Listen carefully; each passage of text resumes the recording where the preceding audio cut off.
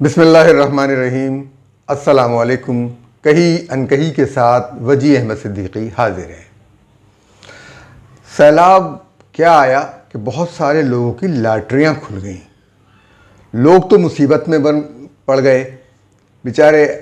आधे से मुल्क की आधी से ज़्यादा आबादी जो है वो सैलाब से मुतासर हो गई है। और कुछ लोग ऐसे हैं, जब लोगों पर मुसीबत आती है तो वो गोरकन का सा काम करते हैं। उनकी आदत या हैसियत जो है वो गोरकन जैसी हो जाती है कि गोरकन के बाल बच्चे भूख से बेताब हैं, कोई मर जाए तो ये जी जाएं ऐ परवरदिगार। लेकिन यहाँ गोरकन जो है वो भूखा नहीं सोता, लोग मरते ही रहते हैं और गोरकन को कुछ न कुछ मिलता ही रहता है। लेकिन ये गोरकन से बदतर लोग हैं। सैलाब के नाम पर फंड इकट्ठा करते हैं और अपने जेब में डाल लेते हैं। बहुत कम तंजीमें ऐसी हैं जो लोगों तक सैलाब का फ़ंड पहुंचाती हैं, उन तक इमदाद पहुंचाती हैं। वो चंद ही तंजीमें हैं, उनके नाम बताने की भी ज़रूरत नहीं है। लेकिन मामलात कुछ और भी हैं। ये उन लोगों की बात है जो लोगों की मुसीबतों पर खुश होते हैं कि चलो कमाई का एक मौका और हाथ आया। तहरीक-ए-इंसाफ के सरबराह इमरान अहमद न्याजी भी उन्हीं में से एक है। उनको सैलाब ज़दगान के लिए फंड्स इकट्ठा करने के लिए टेलीथॉन की इजाज़त इस्लामाबाद हाई कोर्ट के चीफ जस्टिस ने दे दी। मुझे समझ में नहीं आता कि इमरान अहमद न्याजी का और इनका आपस में रिश्ता क्या है, क्या ताल्लुक़ है। इसलिए कि इमरान अहमद न्याजी पर पैमरा ने जो पाबंदी लगाई थी वो ये थी कि उनकी तकरीर लाइव नशर नहीं की जाएगी, इसलिए कि उन्होंने एक जज को जलसा-ए-आम में धमकी दी थी। उस पाबंदी को इस्लामाबाद हाई कोर्ट ने ये कह के उड़ा दी कि इसकी कोई ज़रूरत नहीं, यानी उस जज की इज्जत और तौकीर की कोई हैसियत नहीं है इस्लामाबाद हाई कोर्ट के चीफ जस्टिस की नज़र में। इसका मतलब यही है कि chief justice Islamabad high court की नज़र में एक सेशन जज की, एक मजिस्ट्रेट की कोई तौकीर, कोई इज्जत नहीं है, चाहे कि वो एक खातून ही क्यों ना हो। ज़ेबा चौधरी की तौकीर एक बार फिर दांव पे लगाई। अब इमरान न्याजी कहता है कि ये धमकी नहीं थी, गोया आप इस पर अमल करना चाहते थे, धमकी नहीं थी। चलिए, आप इसको धमकी नहीं समझते, आप तड़ी लगा रहे हैं कि हम देख लेंगे, सरेआम सबके सामने रिकॉर्डिंग मौजूद है। लेकिन और इमरान खान न्याजी के इस बयान पर उनके ऊपर दहशतगर्दी का मुकदमा कायम हुआ और इससे कबल उनके chief of staff Shahbaz Gill जो हैं वो फ़ौज के अंदर तकसीम का मामला ले आए थे, फ़ौज को तकसीम कर रहे थे और जूनियर अफसरान को कह रहे थे कि वो सीनियर का कहना ना माने, उनका हुक्म ना माने। रावलपिंडी साजिश केस कुछ इसी किस्म का तो था कि अफसरान ने और हुकूमत के ख़िलाफ़ बगावत कर दी थी, दूसरे सीनियर अफसरान के ख़िलाफ़ बगावत कर दी थी। तो उन लोगों को सज़ा क्यों दी गई? इसी तरह छोड़ देते जैसे न्याजी को छोड़ा हुआ है। इमरान न्याजी को, इमरान न्याजी इससे भी इनकारी हैं। ओह, जैसे उनको इल्म में ही नहीं था। ला हौल वला कुव्वता इल्ला बिल्लाहिल अलीयुल अज़ीम। ये इमरान अहमद न्याजी जिस पर फॉरेन फंडिंग का केस साबित हो चुका है और उन्हें इसका जवाब देना है कि किस तरह से उन्होंने गैर मुल्की इदारों, गैर मुल्कों से, इसराइल से, भारत से, अमेरिका से और बरतानिया से किस तरह से मदद ली है। वो पैसे गैर मुल्क, इसीलिए तो बार बार देखें ना, ज़रा आप गौर फरमाएं कि बैरून मुल्क लोगों की वोटिंग के लिए ये बहुत बेचैन है। उनकी तादाद कुछ नहीं है, लेकिन एक ख़ास तबका है जो इनकी मदद कर रहा है, जिसकी मदद से ये बरसरे इक़्तिदार आए और वो अभी इतना मौसर है।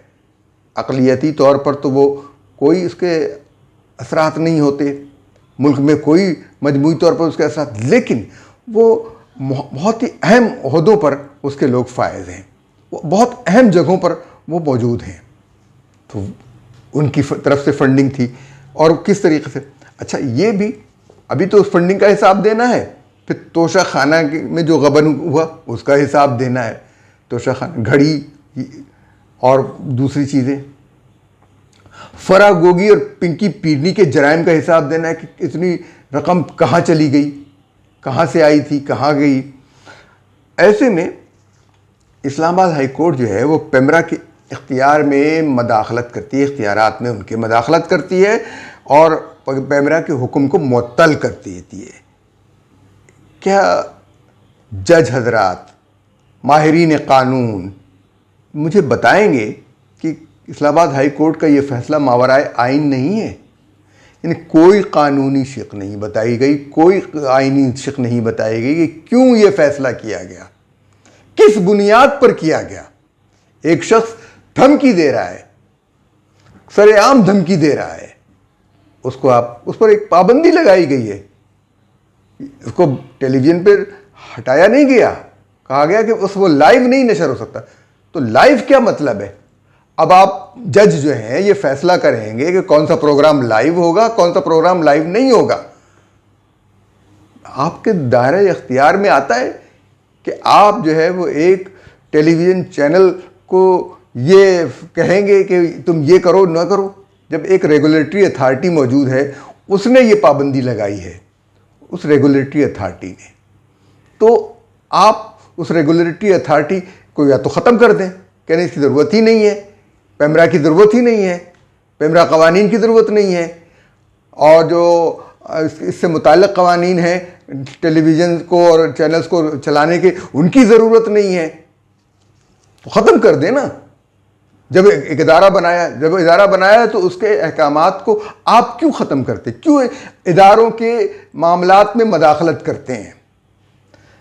अदालतों ने जुडिशल एक्टिविज़म शुरू कर रखा है, कितने ही मामलात स्टे ऑर्डर पे पड़े हुए हैं। ये अदालतों के स्टे ऑर्डर पे क्यों पड़े हुए हैं? फैसला करें। 3 महीने 6 महीने से ज़्यादा स्टे ऑर्डर नहीं होना चाहिए, बरसों से स्टे ऑर्डर चल रहा है। क्या ये और ये इसको मुअत्तल करना? कल 31 अगस्त है और तौहीन अदालत का मुकदमा है ज़ेबा चौधरी को धमकी देने पर, इसको भी इस्लामाबाद हाई कोर्ट में है, वो भी इनको बरी कर देंगे, बिल्कुल साफ कर देंगे, क्योंकि तौहीन अदालत का अगर मुकदमा कायम होता है तो इमरान खान नाअहल होते हैं। तो कोई रिश्ता तो मौजूद है चीफ जस्टिस और इमरान खान के दरमियान। मैं नहीं बताता, जिन लोगों को मालूम होगा वो जानते होंगे। सवाल ये पैदा होता है कि एक शख्स इलेक्शन में फॉरेन फंडिंग के सिलसिले में माली बदउनवानी का मुर्तकिब साबित हो गया है, अपने वो सर्टिफाइड काजिब और खाइन है, सर्टिफाइड काजिब और खाइन है, झूठा और बेईमान है, और जो अपने आप को सादिक अमीन कहता है। सादिक और अमीन अपने तईन खुद ये वो अलकाबात हैं जो नबी अकरम सल्लल्लाहु अलैहि वसल्लम के लिए मख्तस हैं, उनके अलावा किसी और के बारे में ये अलकाबात नहीं इस्तेमाल किए जा सकते। जिस शख्स ने भी आइन की उस शिक का ये तर्जुमा किया कि सादिक और अमीन, गलत किया है, बिल्कुल गलत किया है, तौहीन रिसालत की है। इस तर्जुमे में या दानिस्तगी से की है या दानिस्ता की है, मुझे नहीं पता, लेकिन रसूल अकरम सल्लल्लाहु अलैहि वसल्लम के लिए मख्तस अलकाबात किसी और के लिए इस्तेमाल नहीं हो सकते। तो ये उनमें से सादिक और अमीन भी है। लोग बड़े बेधड़क इस्तेमाल करते हैं, शर्म का मुकाम है, मैं इसीलिए कहता हूँ। और ये शख्स जो नबी अकरम सल्लल्लाहु अलैहि वसल्लम के अलकाबात को इस्तेमाल करता है अपने लिए, वो एक अदना उम्मती के पैरों की धूल के बराबर भी नहीं है। वो इस गुस्ताखी का इर्तिकाब कर रहा है।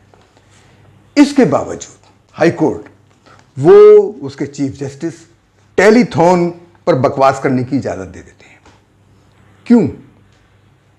और क्या इस्लामाबाद हाई कोर्ट के चीफ जस्टिस के नज़दीक मजिस्ट्रेट ज़ेबा चौधरी जो कि एक जज हैं, उनकी कोई इज्जत नहीं। उनकी तौहीन करने वाले को क्यों और किस कानून के तहत chief justice Islamabad high court ने टेलीथॉन की इजाज़त दी? ये सैलाब ज़दगान के साथ हमदर्दी नहीं है। ये इस शख्स ने कहा कि हुकूमत को लोग चंदा न दें, हुकूमत बेईमानी करेगी, खा जाएगी। हुकूमत का एक निज़ाम है, अकाउंट है, ऑडिट है, सब कुछ है मौजूद कि हुकूमत के अकाउंट में जाएगा, सब कुछ हिसाब पता चलेगा, कहाँ खर्च हुआ, किसके पास गया। बदउनवानी कोई करेगा तो पकड़ा जाएगा, उसको गिरफ्त होगी। लेकिन इनका जो ये फॉरेन फंडिंग में काजिब और खाइन साबित हो चुके हैं, इनसे कौन हिसाब लेगा?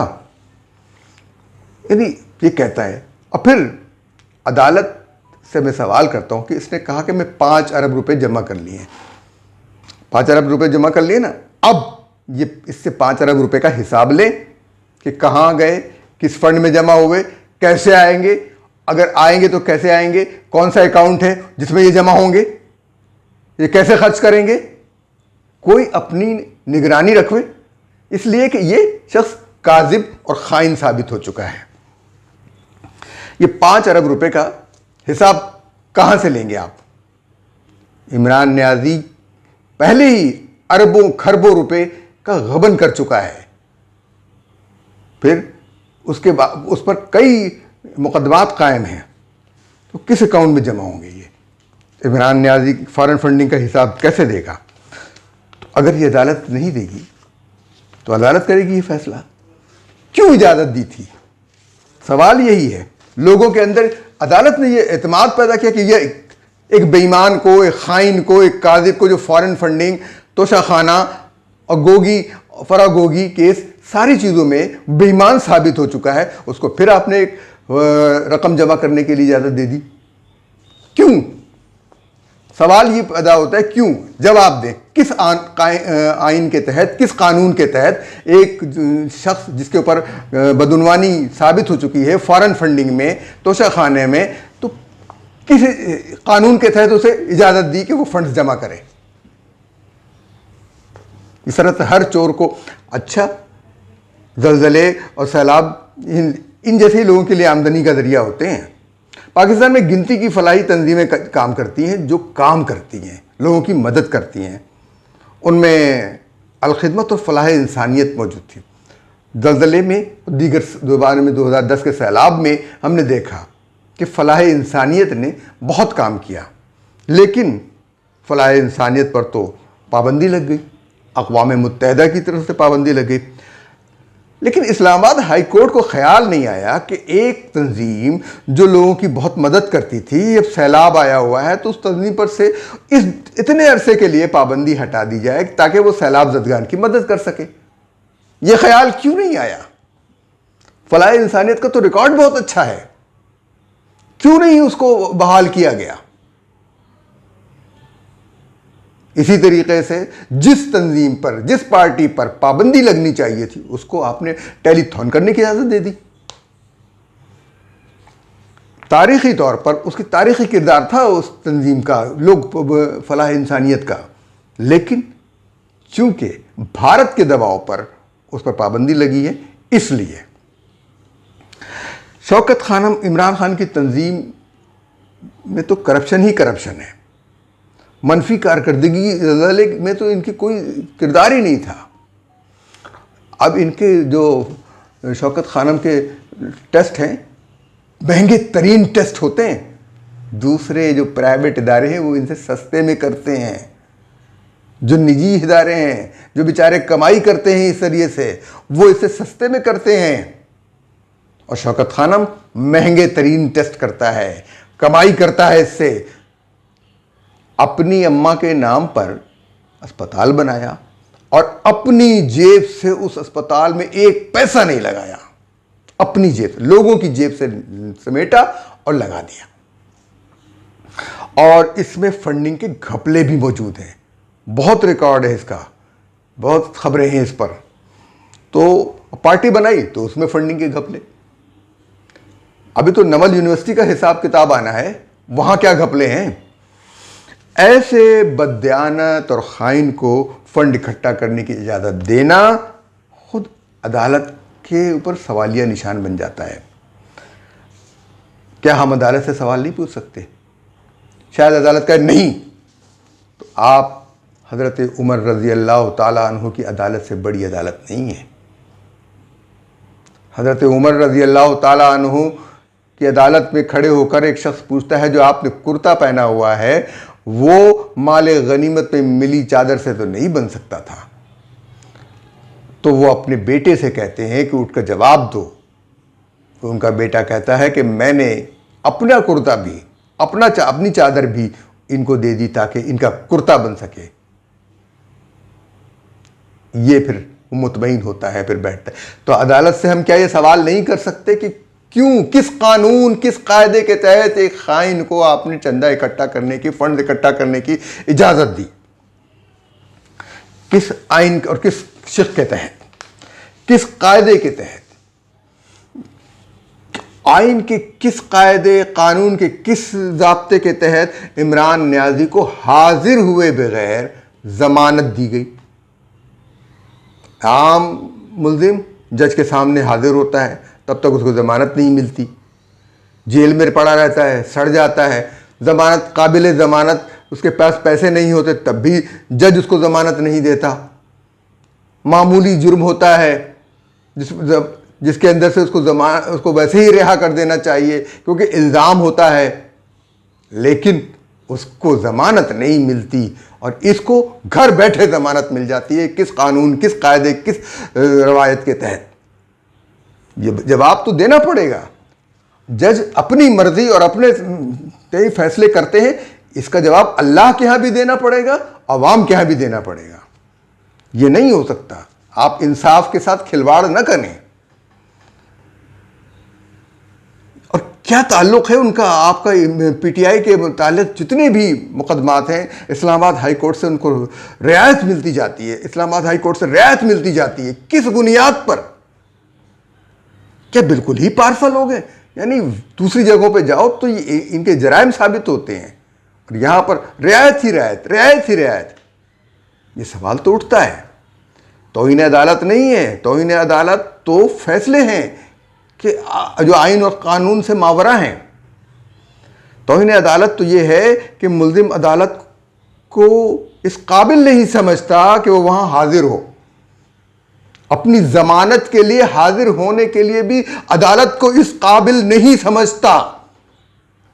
इस्लामाबाद हाई कोर्ट को वो इस काबिल नहीं समझता कि उसकी अदालत में वो हाजिर हो। ये तौहीन अदालत नहीं है। और जलसे में फिर जज को धमकी देता है, उस पर दहशतगर्दी का मुकदमा कायम होता है। फिर अक़वाम मुत्तहिदा, इसराइल, भारत से इसके हक में बयानात आते हैं।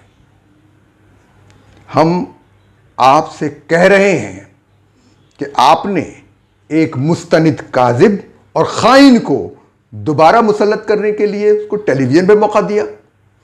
और 31 अगस्त को हम देखते हैं, जो आपने बुलाया है ना तौहीन अदालत के केस में, आप क्या फ़ैसला देते हैं। मुझे तो उम्मीद नहीं है कि वहाँ से आप हमें इंसाफ मिलेगा। ये अगर होगा तो फैसला इस तहरीक इंसाफ के हक़ में होगा, इंसाफ के हक़ में नहीं होगा। बहुत हो सकता है आपको मेरी बातें बुरी लगें, आप मेरे वारंट जारी कर दें, लेकिन जनाब तौहीन अदालत मैंने नहीं की है, इमरान न्याजी ने की है। आपकी अदालत में हाजिर न होकर, आपको दरखुरे एतना न जानकर, आपकी हैसियत को उसने अपनी जूते की नोक पे रखा है। सोचिए, गौर कीजिए। और आपने दूध की रखवाली पर एक बिल्ला बिठा दिया। इजाज़त दीजिए। अल्लाह हाफिज़।